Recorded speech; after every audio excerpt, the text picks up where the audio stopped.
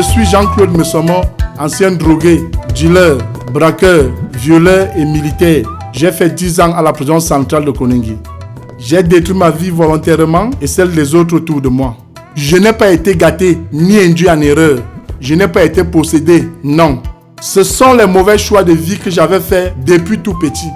Si je te raconte mes aventures et ma vie passée, c'est parce que je suis devenu une nouvelle personne. C'est pour aider les adolescents et jeunes à ne pas gâcher leur vie comme moi.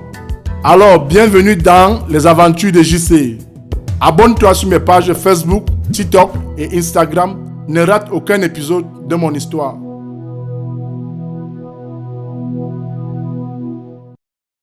Pendant la formation militaire à Djoum,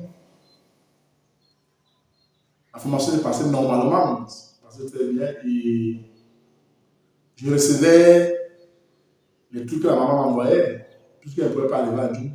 Je recevais de par mon enfant qui était militaire, donc il envoyait à ses camarades, à ses classes, la part d'arachide, un peu d'argent qu'on nous donnait. Et il y avait la femme d'un braqueur, d'un aîné braqueur, qui venait me rendre visite. Et quand il venait, on s'asseyait au foyer. On s'asseyait au foyer et elle me transmettait les nouvelles. Elle me disait que reste tranquille. Quand tu fais la formation militaire, ton grand frère dit que c'est toi qui vas gérer les choses maintenant. Tu pourras fournir les munitions et les armes, gérer les choses. Parce que les autres, eux, ils n'ont pas le matériel là. Toi, tu es à l'intérieur, tu es à rien. Donc, tu peux déjà jouer le rôle là. Et elle venait me voir pendant les 9 mois de formation. Elle est venue me voir pendant 3 mois. Quand elle venait me voir, elle me laissait l'argent. Elle me laissait l'argent. Et comme c'était des sommes un peu considérables, je ne peux pas garder ça au doctorat. J'avais un chef avec qui je m'entendais bien. C'était l'un de nos cadres à qui je remettais l'argent. Je remettais l'argent là et ça fait qu'il pouvait aussi utiliser. J'ai utilisé aussi, bon, aussi, tu es une recrue.